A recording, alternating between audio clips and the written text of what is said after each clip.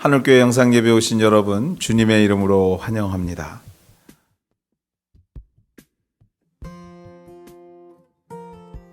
은혜 하나님 감사합니다. 우리에게 가정을 주시고 또 생업을 주시고 우리에게 교회를 허락하심에 감사합니다. 하나님, 참으로 어렵고 쉽지 않은 시간들 속에서도 우리의 가정과 생업의 현장, 교회를 지켜주시고 함께하여 주심에 또한 감사합니다. 하나님, 이 은혜에 감사하여서 귀한 것 구분하여 하나님 앞에 올려드립니다.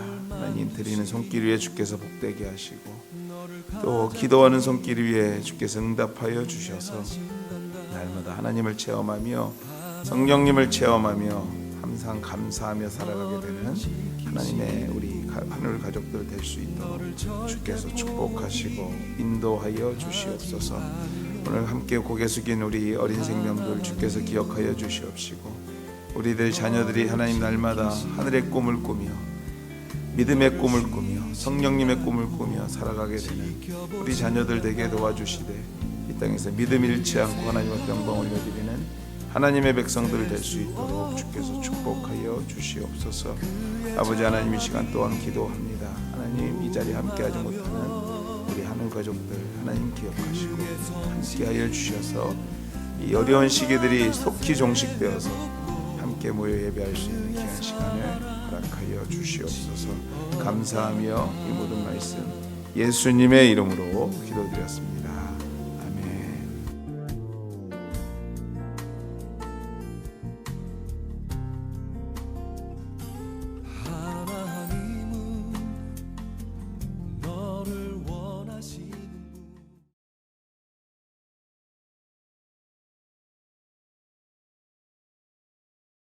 오늘 주시는 말씀은 골로새서 3장 18절에서 4장 1절까지 말씀입니다.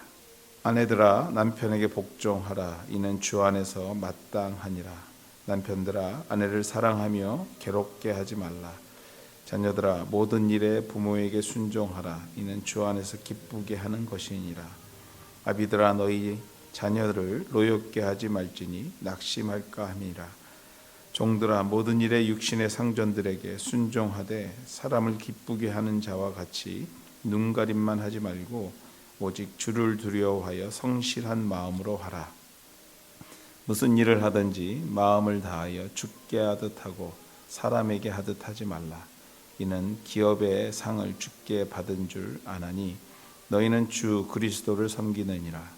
불의를 행하는 자는 불의의 보응을 받으리니 주는 사람을 외모로 취하심이 없느니라. 상전들아, 의와 공평을 종들에게 베풀지니 너희에게도 하늘에 상전이 계심을 알지어다. 아멘.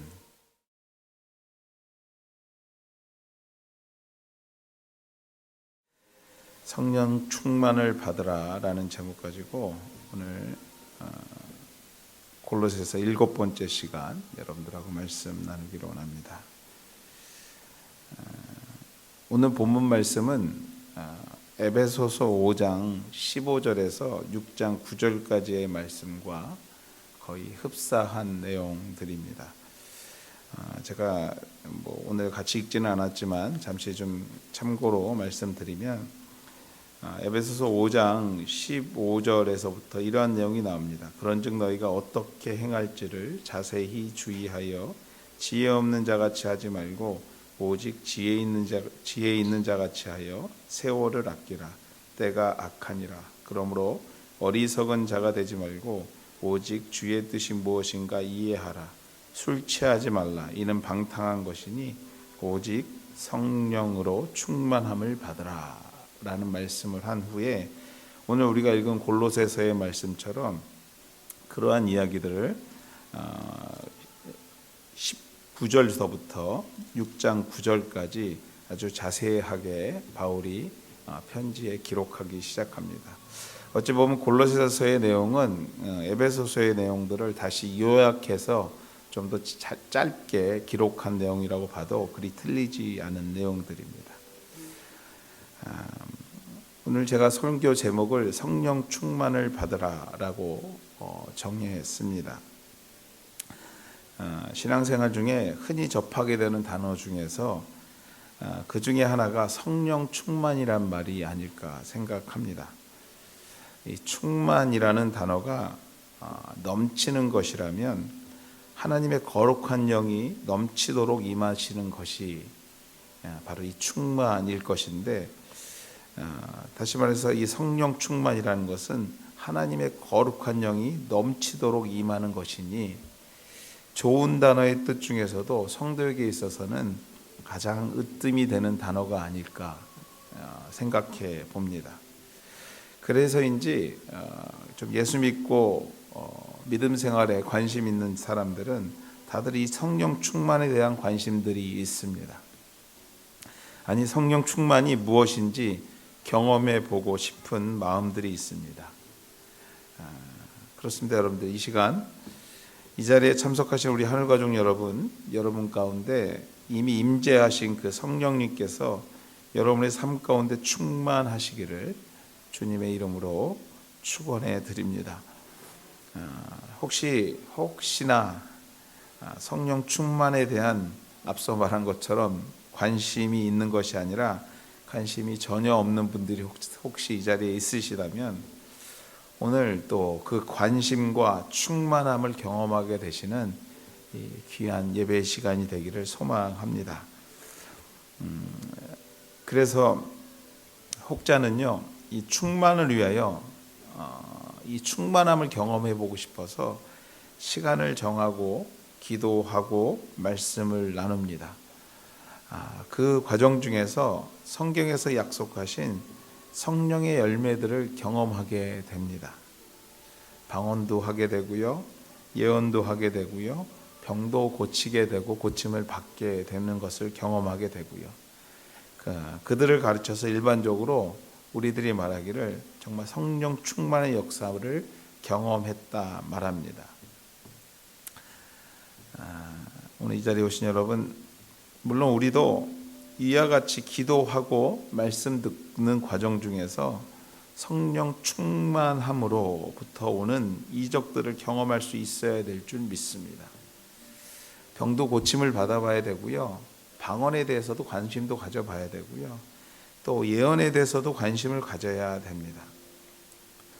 그럼에도 불구하고 저와 여러분 가운데 솔직히 이런 관심은 있지만 사도행전에서 나오는 오순절 마가의 다락방의 기적을, 충만함을 경험하지 못한 분들이 이 자리에 계시다면 그들은 과연 성령 충만한 분들이 아닌 것인가 라는 것에 대한 고민이 생기기 시작합니다. 마음이 뜨거워지고 회개의 눈물을 흘리지 않는다면 그들은 성령 충만을 경험하지 못한 사람들인가?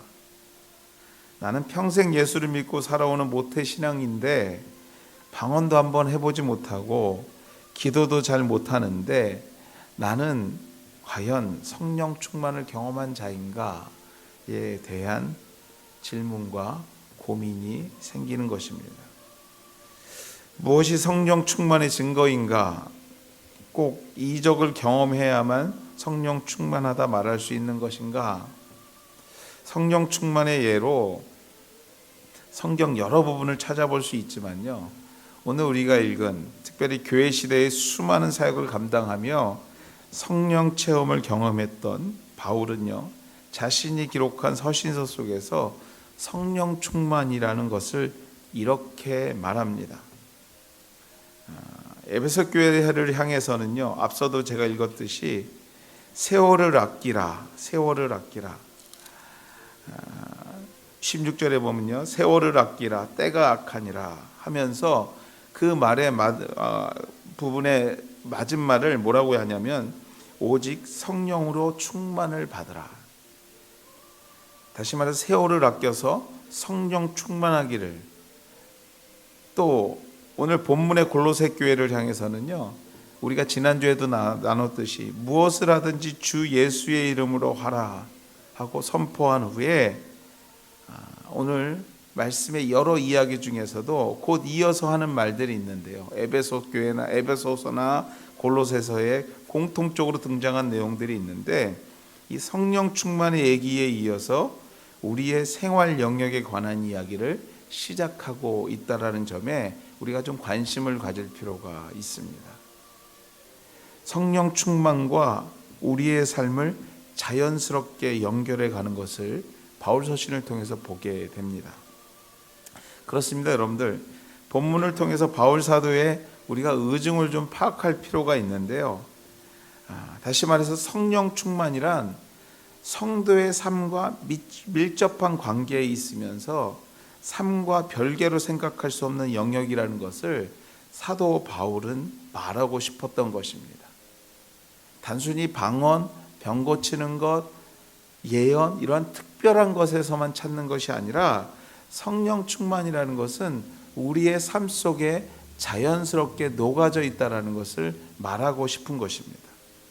그래서 바울은요, 성령 충만의 이야기를 하면서 우리의 생활사들을 들먹이는 것입니다. 모든 것을 팽개치고 기도원에 올라가 기도함으로 계시를 받고 방언을 받는 것, 그것만이 성령 체험이 아니라 오늘 지금 나에게 주어진 삶의 자리에서, 이 자리에서 체험 가능한 것이 성령님이라는 것이라 바울은 말하고 싶었던 것입니다. 그래서 결론부터 여러분에게 말씀드리자면 성령 충만한 삶은 말 그대로 우리의 삶과 아주 밀접하다라는 사실이에요. 성령 충만한 삶, 그 말의 뜻에 있는 뜻이 삶이 곧 성령 충만해야 된다는 것을 바울은 말하고 싶었던 것입니다.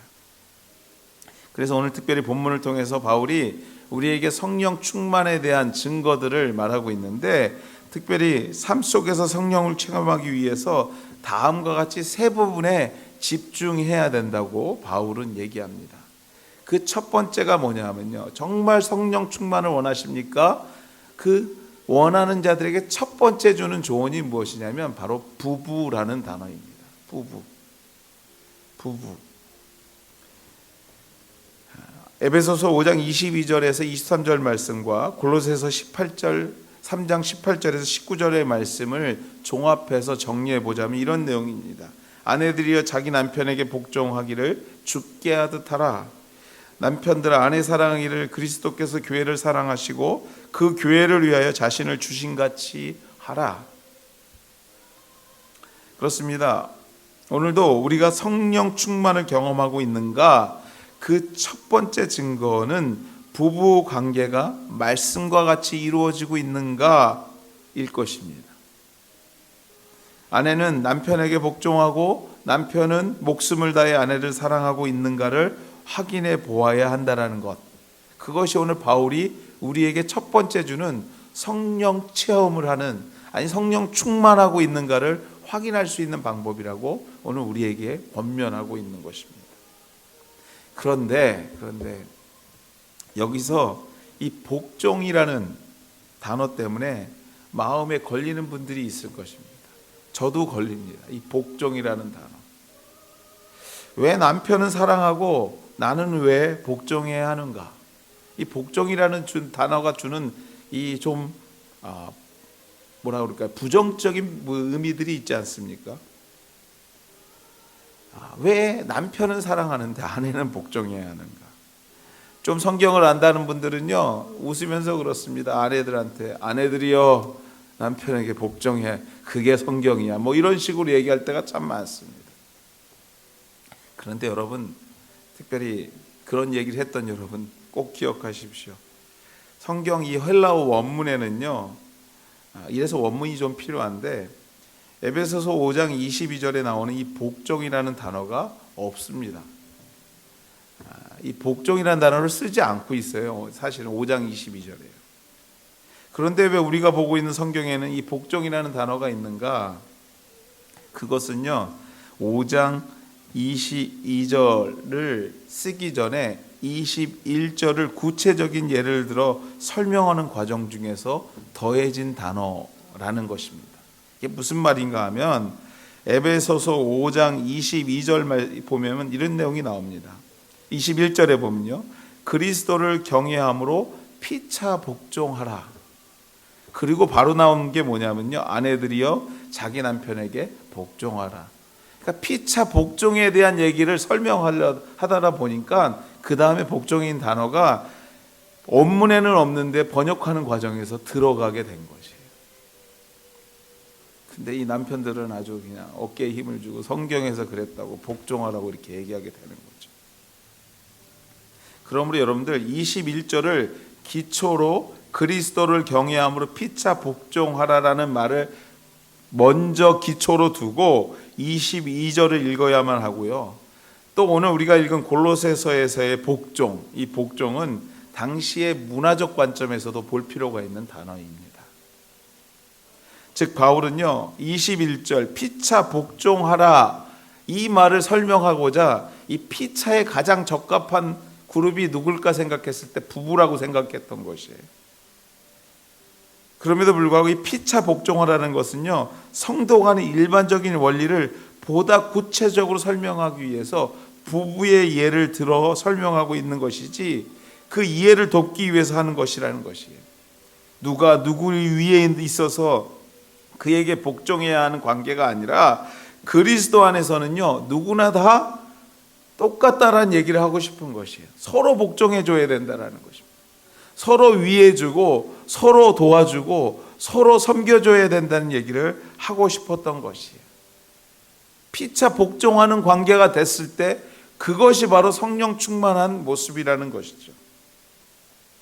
또 우리가 읽은 골로새서 그 문제를 문화적인 관점에서 봐야 될 것인데요. 당시의 문화적인 배경이 또한 있음을 우리가 기억해 볼 필요가 있습니다. 지금 같으면요 사실 당시 사회적인 위치에 있는 바울이 이러한 본문 내용 갖고 강단에서 수많은 사람 앞에 설교를 했다면 어떻게 됐을까요? 밖에 여성단체가 나오고요 인권단체가 나와서 교회 앞에 진을 치고 바울 나오라고 난리가 났었을 것입니다. 그러나 당시의 문화는요 여성 또는 아이의 사회적인 위치와 인권이 아주 현저히 낮을 때입니다. 그 현저히 낮을 때임을 감안해야만 합니다. 무슨 말인가 하면 바울 또한도 하나님의 사람임과의 동시에 그 시대를 살아가는 사람이었다라는 것이에요. 시대적인 배경을 무시 못한다라는 것입니다. 그 시대의 문화를 뛰어넘으려고 노력했고 뛰어넘었으나 한계가 있었던 것입니다. 그럼에도 당시 배경에 비추어 생각해 볼 때요 일반 사람보다는 훨씬 앞서가는 진보적인 발언임에도 분명하다는 것 또한도 우리가 인정할 필요가 있습니다. 바울이 이러한 얘기를 하기까지 피차 복종하라 이런 얘기하기까지는 굉장히 자신의 노력하고 그 시대를 뛰어넘었던 사람이라는 것입니다. 그래서 오늘 이 복종이라는 말을 쓸 때는요 정말 신중하셔야 돼요. 여기 특별히 우리 남성분들 가정에서 무슨 일 하다가 아내들이여 복종 이런 얘기 함부로 하면 안 된다라는 것이에요. 그거는 서로에게 정말 귀한 자리에서 서로를 섬기는 마음이 있을 뿐이지 복종해라 이런 얘기는 함부로 할 얘기가 아니라는 것을 바울은 말하고 있는 것입니다. 반면에 성경은 남편들에게 성령 충만을 위한 더 큰 숙제를 주고 있는데요. 그것이 바로 그리스도께서 교회를 사랑하시고 그 교회를 위하여 자신을 주신같이 하라. 골로새서에서는요 19절에 괴롭게라는 말을 사용하고 있지만 에베소서에서는요 그리스도와 같이 하라. 아내를 사랑하기를 또 아내에게 괴롭게 하지 말라고 골로새서는 얘기하고 있고요. 에베소서에서는요 아내 사랑하는 것을 그리스도와 같이 하라 하십니다. 이 두 말을 정리하면 이런 내용들이에요. 남자들은요 아내를 사랑하는데 절대로 아내를 괴롭게 하지 말고 그리스도가 죽으심으로 교회를 사랑했듯이 죽을 힘을 다해 사랑하라고 바울은 권면하고 있는 것입니다. 너무도 사랑해서 자신의 목숨을 주셨던 주님의 모습처럼 적극적으로 표현하고 행동하는 사랑이 필요하다고 바울은 말하고 있는 것이에요. 그러한 사랑 가운데 성령님을 경험할 수 있다고 말하고 있는 것입니다. 성경은 죽을 힘을 다해 사랑하는 것을 다음과 같이 한 번 더 강조합니다. 에베소서 5장 28절 말씀에 이렇게 기록합니다. 이와 같이 남편들도 자기 아내를 사랑하기를 자기 자신과 같이 할지니 자기 아내를 사랑하는 자는 자기를 사랑하는 자라. 무슨 말인가 하면 이 아내와 남편은요 무촌이에요. 여러분들 아시죠? 무촌입니다. 이 말은 무슨 말이냐면 내가 당신이고 당신이 나다 라는 말을 유일하게 할 수 있는 것이 부부관계라는 것입니다. 그러므로 내가 아내를 죽을 힘을 다해 사랑하는 것은 어떻게 하는 것이에요? 내가 너고 네가 나니까 아내를 죽을 힘을 다해 사랑하는 것은 곧 나를 사랑하는 일이라고 바울은 강조하고 있는 것이에요. 남편들이요 결코 아내를 사랑하는 것이 불합리하고 불평등한 것이 아니라 내가 열심히 사랑하는 만큼 나를 사랑하는 일이 된다고 성경은 우리에게 말하고 있는 것입니다. 오늘 이 자리에 오신 여러분, 어찌 믿음 좋다 하면서 성령 충만을 원하면서 하나님께서 짝지어준 관계를 소홀히 할 수 있겠습니까? 부부의 관계를 소홀히 하고 방언을 하고 예언을 해도 그것은 성령 충만하다 말할 수 없을 것입니다. 성령 충만은 가장 가까운 부부의 관계의 회복으로부터 시작되는 줄 믿습니다. 오늘도 혹시 여러분의 마음에 남편에게 대해서 아내에 대해서 조금이라도 불편한 마음을 갖고 있다면 오늘 예배 후에 돌아가는 차 안에서라도 이 모든 것들 주의 이름으로 내려놓고 서로 피차 복종하며 사랑하게 되는 우리 하늘교회 식구들 다 되시기를 주의 이름으로 소망합니다. 바로 그것이 성령 충만의 모습이라는 것입니다. 둘째로 부모와 자녀의 관계입니다. 에베소서 6장 1절과 2절 말씀에 보면 이렇게 나옵니다. 자녀들아 주 안에서 너희 부모에게 순종하라. 이것이 옳으니라. 내 아버지와 어머니를 공경하라. 이것은 약속 있는 첫 계명이니. 또 우리가 읽은 골로새서 3장 20절 말씀에 이렇게 기록합니다. 자녀들아 모든 일에 부모에게 순종하라. 이는 주 안에서 기쁘게 하는 것이니라. 성령 충만의 두 번째 증거는요, 바로 부모와 자녀의 관계에 있다고 성경은 말합니다. 부모와 자녀의 관계. 자녀된 자들과 부모의 관계는요, 순종이라는 것으로 연결될 때 온전해질 수 있는데요. 그 순종을 어떻게 합니까? 주 안에서 할 때 온전해진다고 말합니다. 즉 부모께 순종하는 것을 우리가 신앙생활하는 것처럼 해야 된다라는 것이에요. 육신의 부모에게 순종하지 못하는 자녀가 눈에 보이지 않는 하늘 아버지께 순종한다 말할 수 있겠는가? 바울이 역으로 질문하고 있는 것입니다. 그렇습니다. 사실 저도 이 말에 자유롭지 못합니다. 사실 이민생활하는 모든 사람들이 이미 떨어져 있는 그 자체가 어떻게 보면 불효일지요. 그것으로 우리가 자유롭지 못한 부분도 있지만 우리의 육신의 부모님을 잘 모시고 순종하는 것, 이것이 성령 충만의 증거인 줄 우리가 꼭 기억해야 됩니다. 공교롭게도 내일부터 시작되는 민족의 명절입니다. 사실 이렇게 떨어져 있기 때문에 마음 한편이 항상 죄스럽고 죄송스럽고 어려운 것도 사실입니다. 우리가 나름대로 이 불편한 이러한 마음들, 죄스러운 마음들을 우리가 믿음으로 또 한 번 더 살펴봄으로 또 한 번 더 전화함으로 우리가 주 안에서 좀 극복하며 이 또한도 성령 충만한 길이라는 것을 깨닫게 되는 우리 하늘교회 식구들 되기를 소망합니다. 부모께 순종하는 것, 주 안에서 순종하는 것, 즉 예수 믿는 것처럼 부모님을 대하는 것, 이것이 바로 성령 충만의 모습이라 바울은 말합니다. 반대로 우리들의 자녀들과의 관계에서도 성령 충만을 경험할 수 있다고 성경은 말합니다. 아비들아 너희 자녀를 노엽게 하지 말고 오직 주의 교훈과 훈계로 양육하랍니다. 에베소서 6장 4절 말씀입니다. 또 우리가 읽었던 골로새서 3장 21절 말씀에는 이렇게 기록합니다. 아비들아 너희 자녀를 노엽게 하지 말지니 낙심할까 함이라. 위의 말씀을 두 가지로 나누어 생각할 수 있습니다. 첫 번째는 소극적인 권면과 두 번째는 적극적인 권면입니다. 이 소극적인 권면은요, 자녀를 노엽게 하지 않는 것입니다. 소극적으로 하는 것, 자녀를 노엽게 하지 않는 것. 이 당시 문화를 조금 이해할 필요가 있는데요, 당시의 문화에 따르면요, 자녀들의 모든 교육은 아버지께 달려 있었다고 합니다. 그래서 오늘 말씀에도요, 아비들아 하죠. 부모들아 이렇게 얘기하지 않습니다.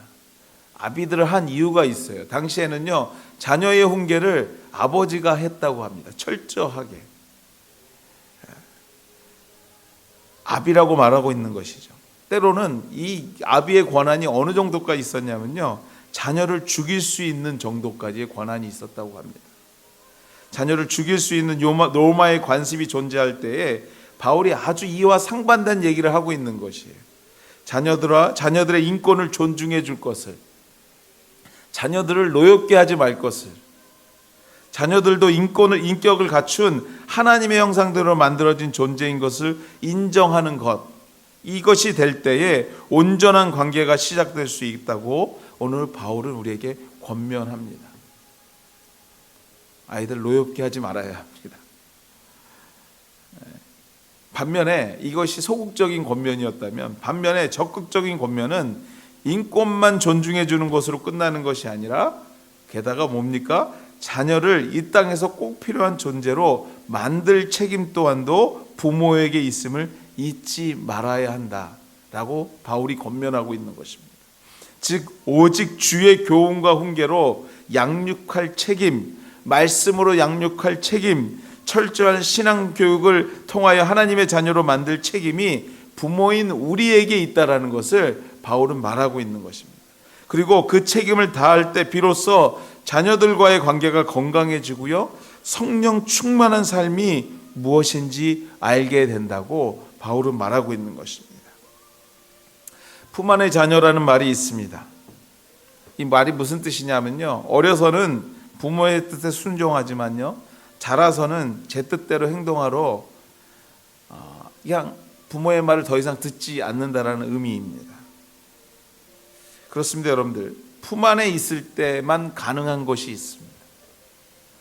품 안에 있을 때 가능한 것이 있습니다. 그 선을 넘어가면 하려고 해도 되지 않는 것이 있습니다. 특별히 신앙생활은 그런 부분이 참 많이 있습니다. 좋은 신앙 습관을 만들어 주어야 할 책임이 우리에게 있습니다. 품 안에 있을 때 말해야 합니다. 품 안에 있을 때 교육해야 합니다.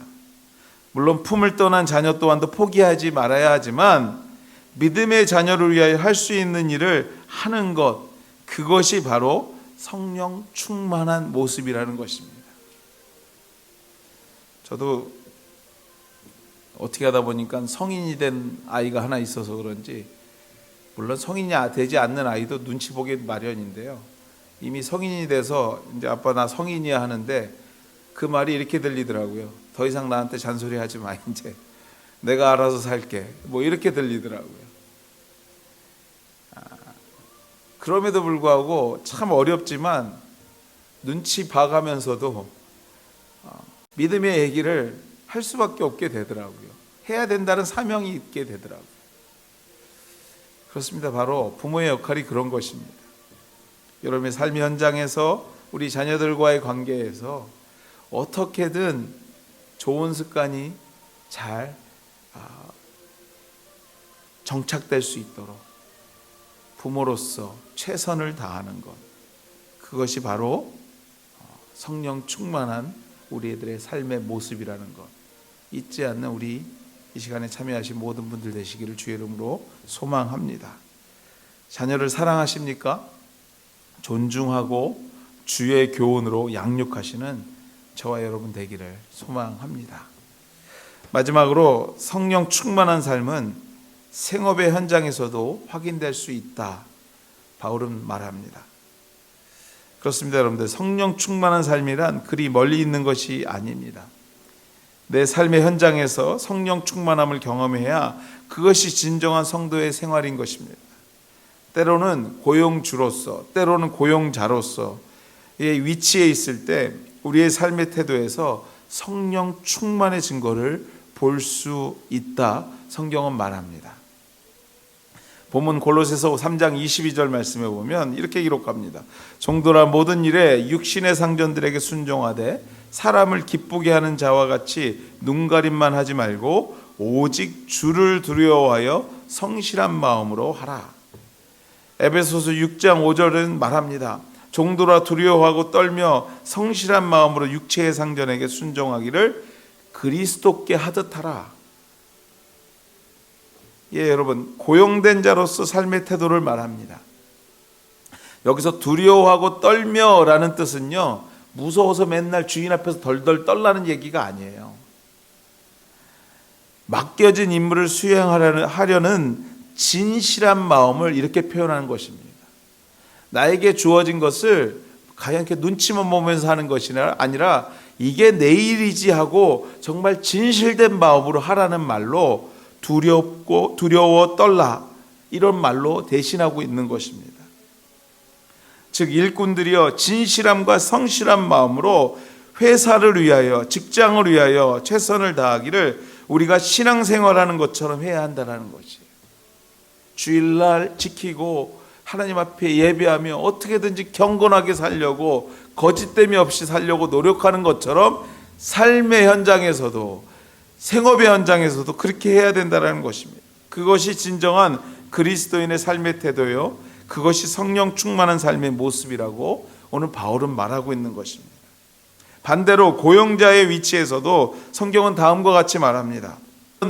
상전들아 너희도 그들에게 이와 같이 하고 위협을 그치라. 이는 그들과 너희 상전이 하늘에 계시고 그에게는 사람을 외모로 취하는 일이 없는 줄 너희가 알미라. 에베소서 6장 9절과 골로새서 3장 25절 말씀에 동일하게 등장하는 말이 이 외모로라는 단어입니다. 외모로. 상전들아 너희도 이와 같이 하고, 먼저 이 말부터 좀 보면요, 위에서 말했던 종들에 대한 권면 모두가 주인에게도 동일하게 적용되는 것과 동시에 고용주들에게 한 가지 더 책임이 있는데, 하나님을 믿는 형제와 자매 차별 없이 섬겨야 한다는 것이에요. 외모로 판단하지 말고 차별 없이 그들을 대하라는 것입니다. 내가 돈을 줘서 부리는 일꾼이라는 생각이 아니라 그들도 그리스도 안에서 한 형제여 자매인 것을 인정하고 섬기는 일을 시작할 때 일터의 모습은 달라지고 그곳의 성령 충만의 모습이 우리로 통하여 시작되는 것을 바울은 믿고 기억해야 된다고 오늘 말씀을 통해서 우리에게 권면하고 있는 것입니다. 성령 충만 멀리 있지 않습니다. 내가 일하는 장소에서 바로 그 장소가 성령 충만의 장소인 것을, 성령 충만을 경험할 수 있는 가장 좋은 곳인 것을 우리가 잊지 말아야 합니다. 말씀을 맺습니다. 여러분들, 제가 앞에서 쭉 한 얘기 어떻게 보면 좀 지루할 수 있습니다. 왜냐하면 진짜 무슨 그냥 평범하게 듣는 도덕적인 얘기처럼 들립니다. 그래서 여러분들 꼭 기억하셔야 될 게 있는데요, 신앙생활은 균형입니다. 균형. 이 균형이란 단어가 굉장히 중요합니다.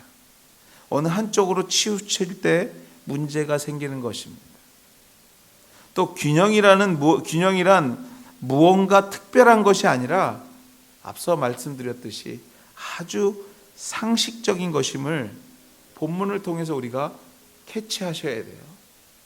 바울이 뭔가 특별한 얘기를 하는 것 같지만 일상생활에서 우리가 다 하나하나 이렇게 하면 좋겠다고 생각하는 내용들 아니겠어요?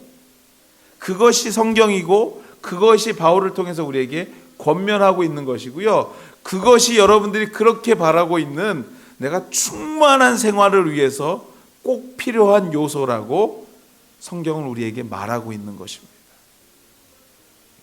기도 중에, 예배 중에, 말씀을 읽는 중에 성령께서 충만케 하시는 것을 경험하는 것과 함께 우리에게 맡겨진 삶 속에서, 우리에게 맡겨진 그 현장 속에서, 우리에게 맡겨진 그 사람과의 관계 속에서, 우리에게 맡겨진 그 가정 속에서 최선을 다하는 상식, 또한 성령 충만의 모습인 것을 믿으시게 되시는 우리 하늘교회 식구들 되시기를 주의 이름으로 축원해 드립니다.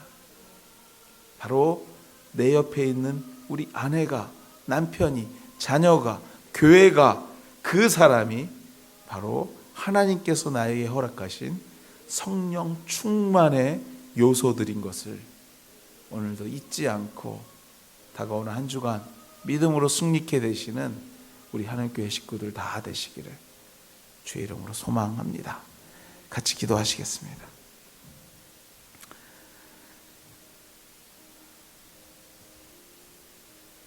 하나님, 감사합니다. 교회 주시고 우리에게 남편과 아내 주시고 우리에게 또 자녀를 주시고 우리에게 섬길 수 있는 부모님을 주시며 또 우리에게 하루하루 일할 수 있는 일터를 또한 주심에 감사드립니다. 하나님, 이 모든 것을 우리에게 주신 이유가 있음을 우리가 기억합니다. 우리가 하나님 나라에서 경험할 그 충만함을 오늘도 이 땅에서 경험케 하고자 우리에게 이 모든 것을 허락해 주심에 감사합니다. 매일 매순간 그들과 함께 충만한 삶을 살게 되는 우리 하늘교회 식구들 되게 도와 주시옵소서. 오늘도 나에게 그들을 허락해 주심에 감사합니다. 그 자리에 내가 있게 하심에 감사합니다. 하나님, 이 감사의 은혜가 충만의 은혜로 변화되는 우리 하늘교회 식구들 되게 도와주시옵소서.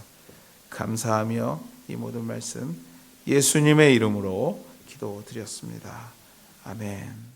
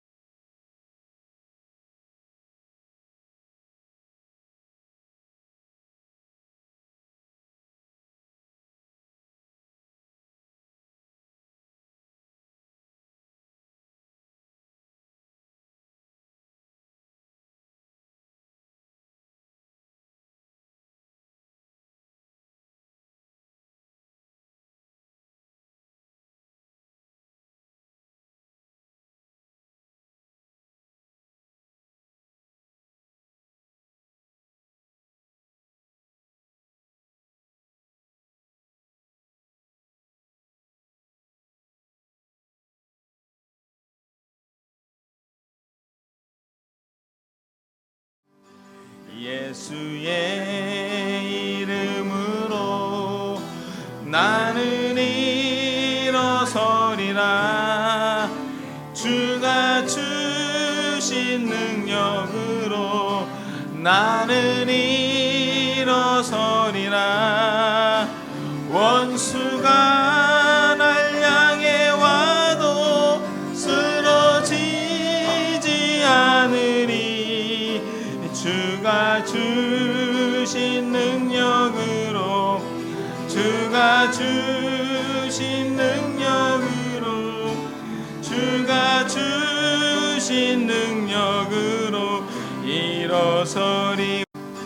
예수의 이름으로 나는 일어서리라.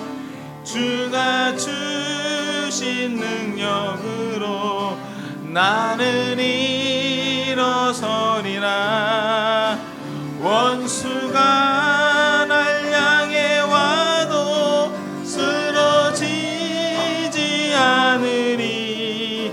주가 주신 능력으로 주가 주신 능력으로 주가 주신 능력으로 일어서리. 원수가 날 향해 와